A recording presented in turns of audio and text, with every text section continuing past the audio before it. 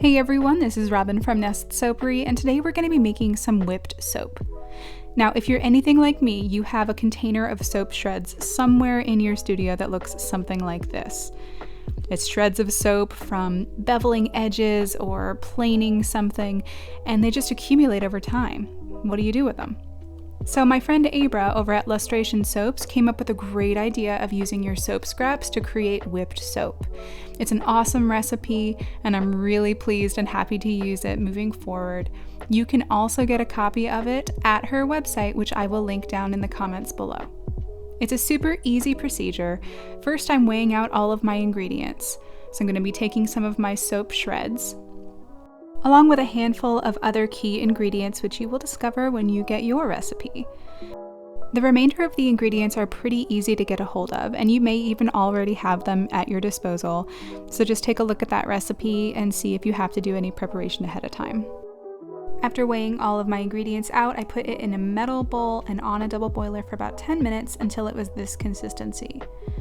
Now the instructions say to take an immersion blender to it, so I went ahead and blended it as much as I could. The next time I do this, I'm going to use a different bowl because the mixture is too shallow in here for me to really go at it with the immersion blender. So I would recommend, if you're going to do a single batch of this, using a smaller bowl or just doubling your batch because you're going to want to play with it more. Here's what it looks like after I did the immersion blender to it, and it still has some of these tiny little chunks, even though it's really nice and ribbony and super fun to watch right here. So I went ahead and put it back over the double boiler and blended it once more to see if I could get it to be really, really smooth. And here's what it looks like with the second blending. You can see that it really got nice and smooth after going at it with that immersion blender, but I do wish I had a smaller bowl. For the next step, you need to wait for this to cool completely, and she even recommends waiting overnight, which is what I did. Right here you can see in the bowl the soap is not moving at all when I tilt it, and it's not really denting too much with the spatula, but it is still very pliable, and you can tell it's ready to be whipped.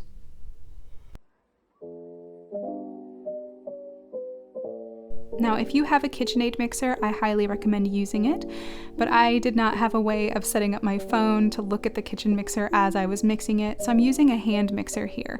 Plus, I feel like this is a tool that probably more people have than people have KitchenAids. So if you have a hand mixer, you're not lost and unable to make this whipped soap. But check this out. It whips up so fast, and it gets to be like this marshmallow fluff consistency. Of course, the final test, the ultimate test for a whipped soap is, can it be piped? So here I'm going to be grabbing my piping bag and piping tip. Today I'm using the Ateco 847. It's a star tip, and I'm going to be using a recyclable plastic pastry bag. Quick little tip, if you are having a hard time holding your piping bag and getting all of the soap or buttercream or whatever it is into the bag with both of your hands, a really nice trick is to put your piping bag inside of a cup or some sort of container that will allow it to stand upright while you're filling it. So here I'm doing this with a glass, and I'm scooping all of my whipped soap right on into it, and I don't have to worry about getting my hands all messy. And now I have a PSA for people who want to do piping. To save the muscles in your hands and prevent cramping, I recommend using a twisting method to try to push your material down into your piping bag.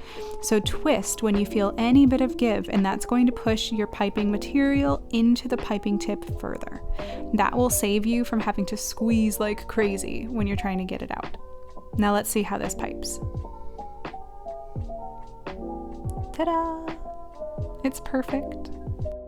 The ridges from the piping tip are perfectly preserved and very crisp, and they're going to stay that way for a really long time due to one of the ingredients that Abra included in her recipe. Finally, here it is in action. So you only need a tiny little bit of it, and as you use it, it does foam up. I'm not using anything here that's going to increase any bubbles, so there's not a ton of bubbles resulting from my washing my hands, but it does foam up quite a bit. Keep in mind that the bubbling power from this whipped soap depends entirely on the bubbling power of your own individual soap bars, so it's going to vary from person to person. And keep in mind that this recipe was designed as an alternative to all of those whipped soap bases that contain synthetic detergents. Thank you so much for watching this video today. I'm gonna leave you here with ribbons of soap to make your eyeballs happy. And I do hope that you go check out Abra's recipe. She's amazing. She's one of these people that she has an idea for something and she will figure out how to make it work without having to jump through a billion hoops. So definitely go follow her on Instagram for inspiration of how to solve problems, and pick up one of these recipes for yourself so you can enjoy this whipped soap. Thanks everyone, I'll see you next time. Until then, be well.